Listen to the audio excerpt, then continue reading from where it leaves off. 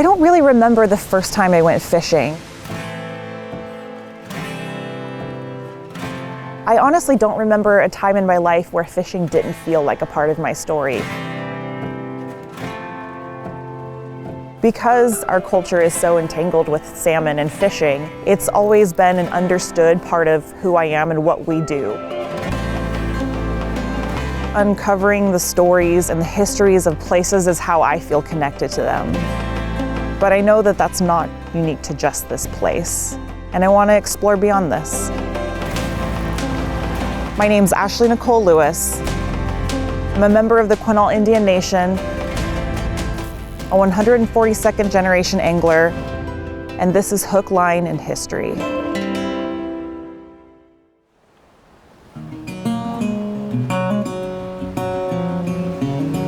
We're in Tuhola, Washington, at the mouth of the Quinault River, right where it meets the Pacific Ocean. This is where Quinault people have lived since time immemorial. This is the site of our ancient villages, ancient burial grounds, and where we hold a lot of ceremony and where we gather together. In the mid-19th century, settlers were pouring into the area. As a result, the Quinault tribe made a treaty with the US government, and with that, the Quinault ceded huge swaths of their territory. They also secured certain things, rights to fish and hunt in usual and accustomed places. This reservation, the Quinault River, the Quechee River, some of these resources were secured because they knew that they could see themselves into the future with those resources. So we just came down to a tributary river to the Quinault. We've had a huge weather event, and when the river blows out, the small rivers drop in faster. So I'm picking out a few rods, and then we're gonna see and figure it out as we go. Oh, look who it is.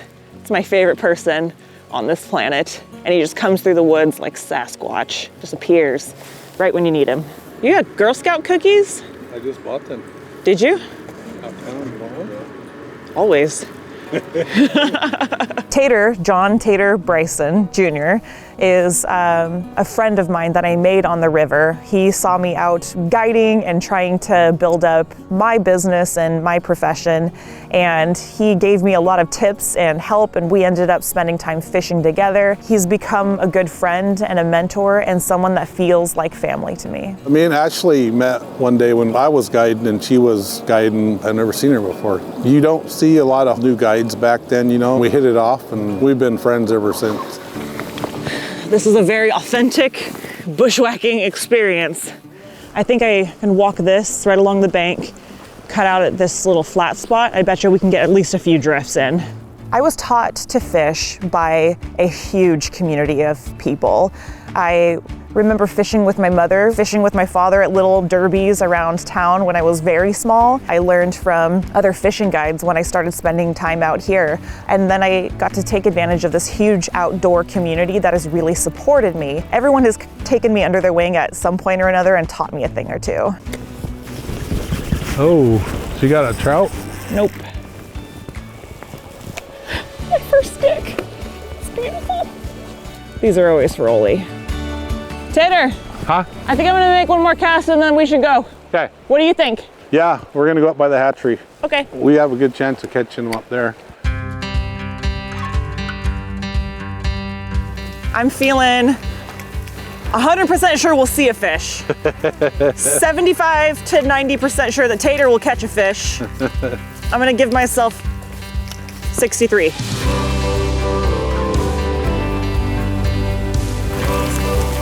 There is so much water that comes down on this peninsula, sometimes close to 200 inches of rain per year, and it comes down in many forms, sometimes in a liquid form, sometimes in solid form.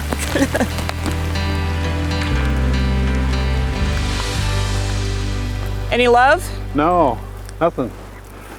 Me either. That really changed, huh?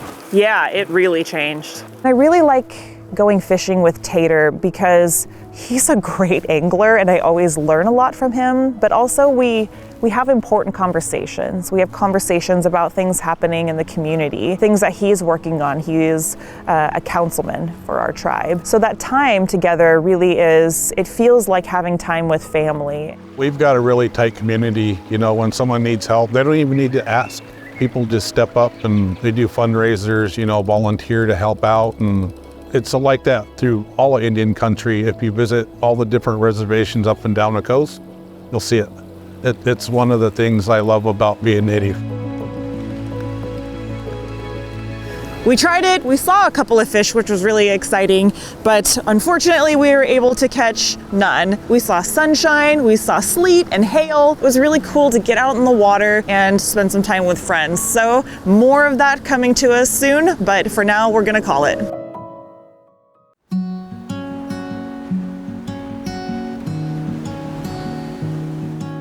My mother raised us with a sense of caution in that she wanted us to be connected with our identity, and she also wanted us to be able to blend in. Being Indigenous in the 70s was not always a safe thing for her at the time, so she wanted me to be connected with my culture, but she also wanted me to be a little bit separate from it.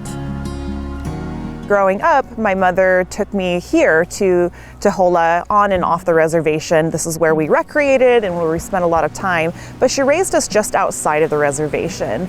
My mother loves this community and loves that we are a Quinault family. She always wanted what was best for us, and in her eyes, that was bringing us here, but also removing us from here seemed like the best thing.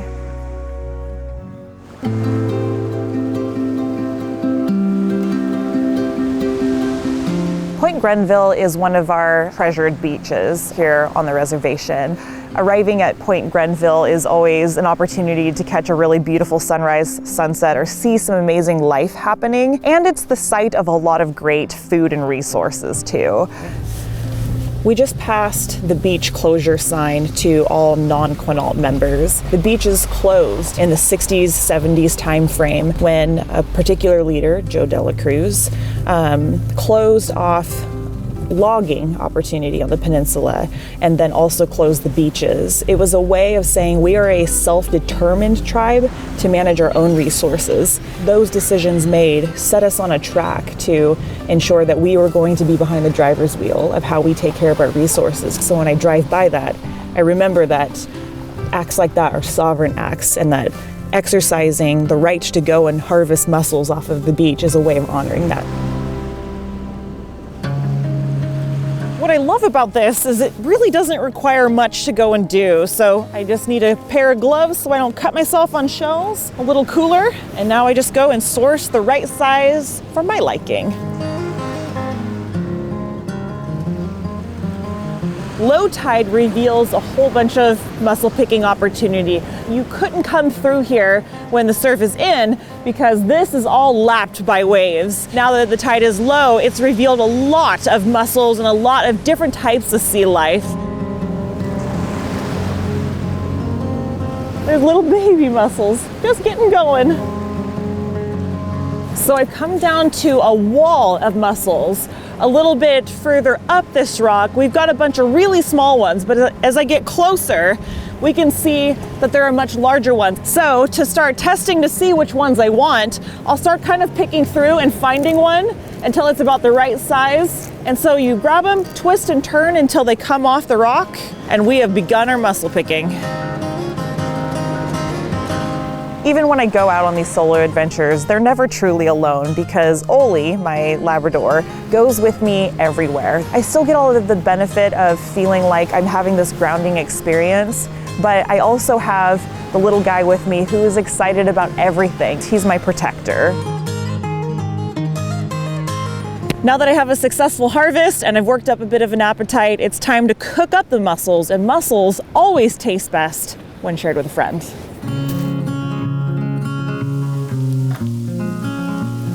It's better than any Martha Stewart. No offense to Martha Stewart. She'll never be me. She will never be you. Something that characterizes the way that I cook traditional or customary foods is that I like the food to shine for what it is. So the way that I make the mussels is I use some butter, I add a little bit of shallot and a little bit of garlic and some Chardonnay.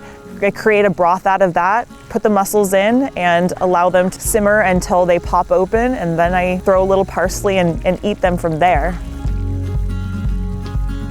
Friend, I think the time is right. Cheers. Oh, wow.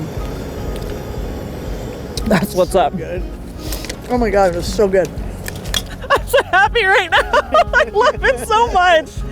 Oh my God. My friend, I love it when a plan comes together. Seriously. For me, gathering the mussels is so amazing, but what's even better is sharing that with somebody else. It was just an absolute delicacy. And frankly, what an honor to be able to have that experience and be able to eat those mussels so fresh and on that tribal tidal land. It was really an incredible experience.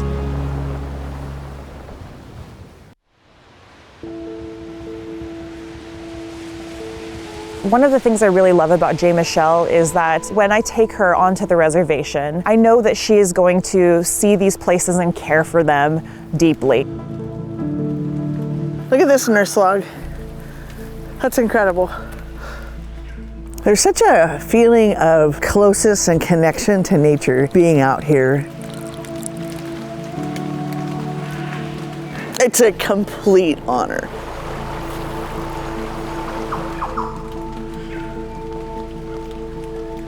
That's what I love about trees and like deciduous rainforests like that. Everything is life, even after it's life. Even it's after still death. life.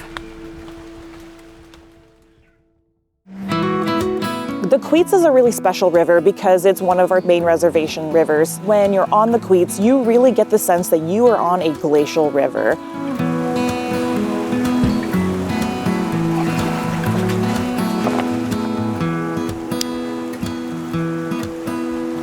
It floats. It floats. I'm thrilled to be on the Queets River and taking the NRS slipstream raft on its maiden voyage. Today we're looking for some steelhead to catch and release, some trout fishing that we might keep and cook up, but nonetheless we're gonna have a beautiful float down the river, and it's gonna be a day with a friend and a beautiful ride and a puppuccino that's running around somewhere. This is feeling amazing. When I saw the river, some of the things that I was noticing is that the water is moving very, very fast, faster than ideal. But what I know about steelhead and char and some of the other fish that are in this river is that they like some of that faster moving water because they will find boulders and other forms of structure in the river to hide behind. Anything that can create a break in fast water, these fish are smart, they're gonna go and they're gonna spend time there, which is fantastic for them, but it's also great for me because essentially it acts as a giant highlighter. This is where you're going to find them. Textbook, they live behind rocks. We do get a steelhead on here, like fish. Yes. Fish. Yes. As you were saying. As I was saying it! It's either give it up or it's a great stick. That's a great stick. I'm going for great stick. I'm going to net your great stick. Yep, everything's great. Oh, yeah, come on, baby. Come on, baby. Come to mama. Gorgeous. Good fish. Good fish. Good fish. Come on, baby. Almost there. Yeah. Oh, so sorry. I'm almost there. Okay, head, tail.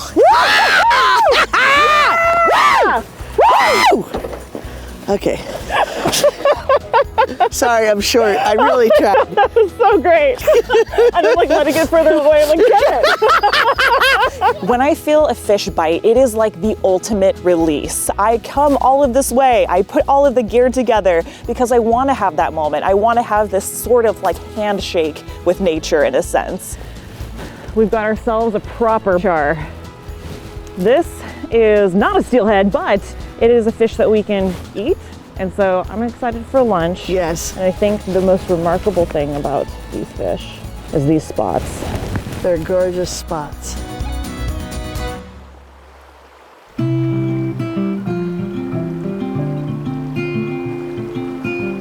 With fresh caught fish, I really like to keep things as simple as possible. I have some fresh lemon, some fish, and a little bit of mango sticky rice, and those together I think is quite enough. This is going to be one of those recipes where you just really let the food shine, because it does. I'm feeling so good about this. When it all comes together, it just feels incredible, and it tastes even better when it was sourced from adventure. Cheers. Cheers. Oh my God, that's so good. That's so good. Oh, we won the day. We did win the day. The day is ours. Every time I connect with a fish, what I'm really connecting with is my ancestors and my family generations back that sacrificed and made really important decisions so that I could have that moment. To engage with a fish is to honor them and engage with them too. It is a spiritual and cultural experience for me, and I have to honor that every time I go out fishing, and certainly every time I come into contact with a fish. To the fish gods. Yes, to the fish gods. It was really difficult for me to leave home. I had grown up and had done everything my whole life here. And one of the ways that I thought about my departure that makes me feel a little bit more comfortable with it is that my cycle is also like that of a salmon. A salmon starts its life in the fresh water in its home, and then it goes out to the ocean and it gets everything it needs to come back and to create life. I started here, I grew up here, but I'm leaving to the University of Washington, where I got my bachelor's degree in American Indian Studies, in an attempt to gather knowledge and accumulate things that I need so that I can come back to this community and hopefully create something really wonderful too. A lot of my research is based on the ways in which Quinault people go to great lengths to bring things back to their community that is going to be good for all of us. I've just arrived back on Point Grandville Beach, and this time I've got a few friends with me. We're gonna go get some more of our customary foods, and it's a beautiful day for exactly this. We've got a favorable tide, nice weather, and the only thing that can make that better is clams in the belly.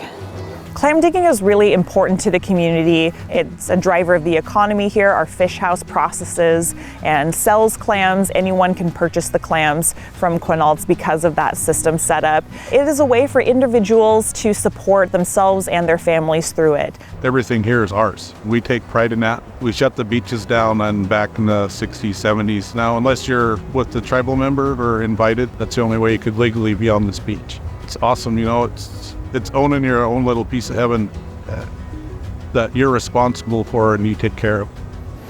So basically, when you bang your shovel on the sand, if there's any clams in the area, it'll trigger like defense warnings and they'll start swimming down. And when they do that, see how that little depression?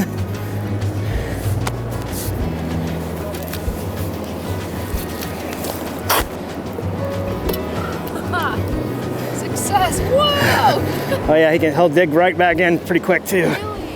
A part of Scott's role is to ensure that he is providing recommendations so the tribe can make informed decisions on the resource. You know, the abundance of clams or fish, whether the spawn is going well, whether there's enough clams in numbers to harvest safely without impacting the population. So he provides some of that context so that the tribe can make good decisions on managing the resource. Found a razor clam. Now I've got a little sack full of them, just enough for us to enjoy a little snack here on the beach.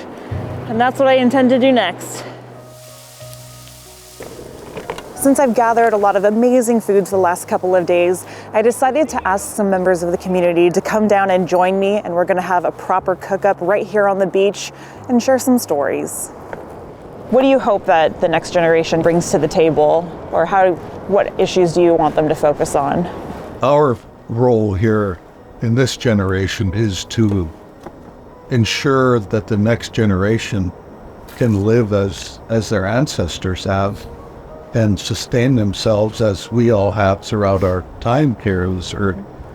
And then generations after that. We have these ancient traditional values, and so long as we take that into the future for not only our survival, but the survival of all of humanity, all things living, the entire planet is indispensable to our knowledge. I was with an elder from Alaska who talked about the decline and collapse of their fishery, and she said, we're called on to mitigate and adapt. And she said, that's our spirit. We're connected spiritually to our salmon. How do you possibly adapt to the loss of your soul and the loss of your spirit? And that hit me really, really hard. One of the first times I ever participated in a commercial dig, I won't ever forget this.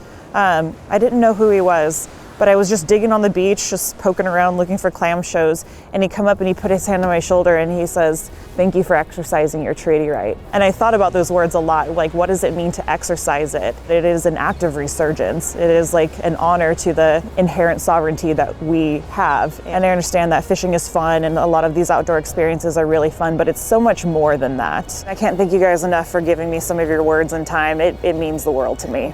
There's a lot of storytelling and history that's transferred in this community, but there's so much more that I think is lost due to colonization and due to, outside forces impacting people here. I want to see more of the stories of this area uncovered and available to the people. What I want to do is tell those stories, to find them where they are, to bring them to light, and to share them with this community and with the people who are going to be able to take them and best protect our resources here and who we are as a people.